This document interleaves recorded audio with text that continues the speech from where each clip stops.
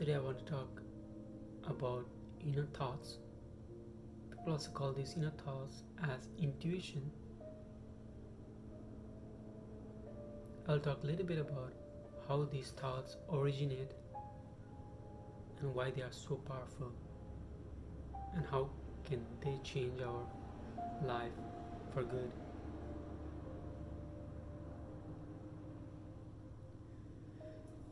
If you see a newly born baby, there are certain things they can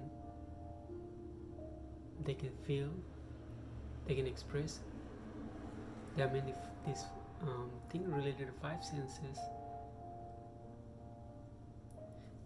They know what food is good for them, what is tasty for them, and what is not tasty for them. They know what is scary, what is funny, what is peaceful for them, so they react. They can hear, they can even distinguish what kind of sound is pleasing to them and what kind of sound is disturbing to them. If they find something disturbing, they will just outburst and cry.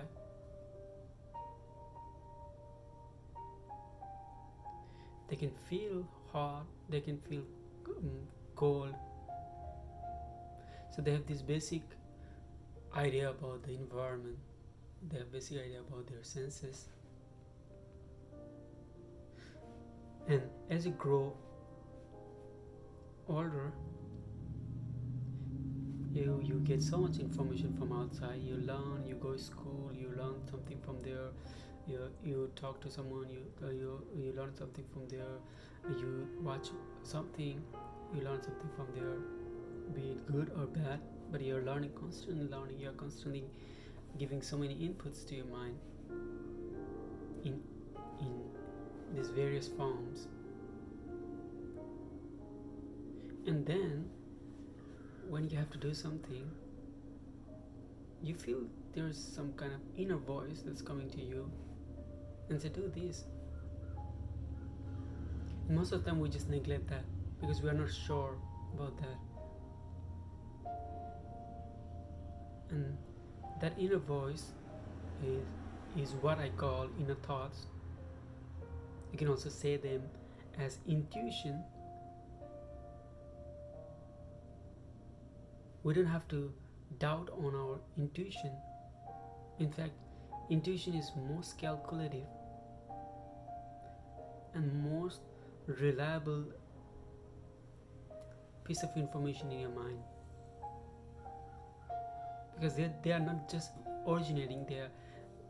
When this inner voice, inner thoughts is coming, it's based on all the data you have, all the information you have in the mind. So there is this separate section in your mind which use all this data and decide what to do, and gives this kind of voice inside your mind.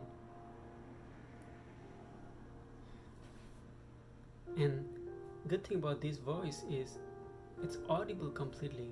You can hear it. It's not like you need to do meditation, then only you can hear this inner voice.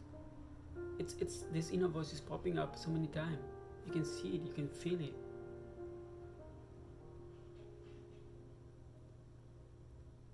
But if you neglect that, if you doubt that, this feedback for this inner loop is going to become weaker, and this channel in your mind which is working to generate this kind of inner thoughts, very insightful, very powerful, very reliable in most of the case, they'll stop performing better because those thoughts are not being acknowledged, not being practiced, not being respected.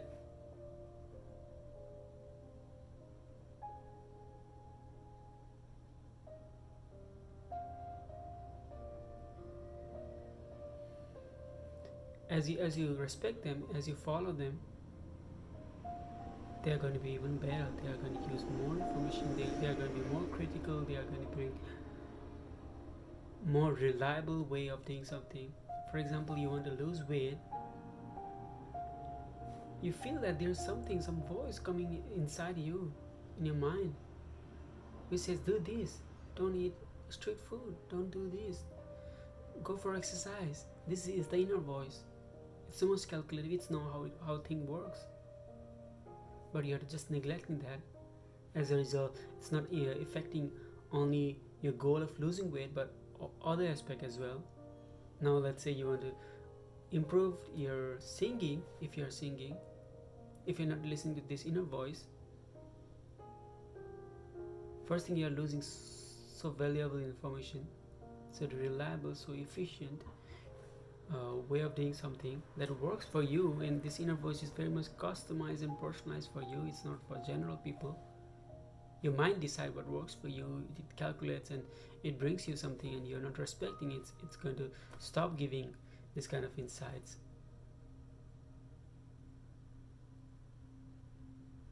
You can find in every day, most of the time you'll see there's something, some kind of voice, some kind of guidance coming out of you. So we say do this, and if you don't respect that, first you are not going to easily achieve what you want to do. Second, you're weakening this reinforcement, this feedback system for your inner thoughts, which is always trying to make you better at whatever you do. And finally, you are not using your mind completely. You have this vast information. Your senses are taking all the inputs from the surrounding. You see how the people talk, you watch movie, you read books, you hear from people, you experience yourself, you contemplate by yourself. But when you have to decide on something, you are not using them. You're not using those information. You're just relying on some very ad hoc thoughts. Yeah, there's some exception where your inner thoughts may not be the best option. For example, so there's something new, and if you have some studies, if you have some expert who involve themselves for a long time, who are good at what they are doing, then you can rely on them.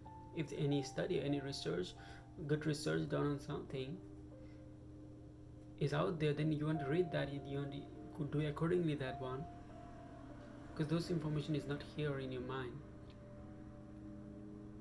So there's some exception where you want to hear the other outside people, outside methods. But most of the time, in our daily life practices or daily life things, listening to the inner voice and respecting it is the best thing you can do to be a better person each and every day. This way you're growing yourself, you're more happy, you're respecting yourself, you're loving yourself. And when you do that, people are going to find you very attractive. They are going to love you. That's loving. It starts from yourself. You have to start with yourself, and then eventually other people will find you very attractive. They will see, wow, this person take care of himself or herself so well, and they're just attracted to you. So do you see what are the benefits of respecting and following your inner thoughts? You want to contemplate more. You want to use all the information you have to be the better version of yourself every time. And during this process, following and respecting your inner thoughts is must thing. It is not a cliche where they say listen to your intuition, but the reason we doubt about intuition is that we thought it's just random thoughts. But we should not take intuition that way. The intuition is most processed. It's highly calculated and analytical suggestions their mind gives to you. It's not all about suggestion. Sometimes it can be some information. For example, you are in doubt whether to believe this person, whether to invest in these stocks or something. So with this condition where you have limited information, going with the intuition is the best choice, because your mind has already calculated that with all the There are all the resources that have. That's your best chance.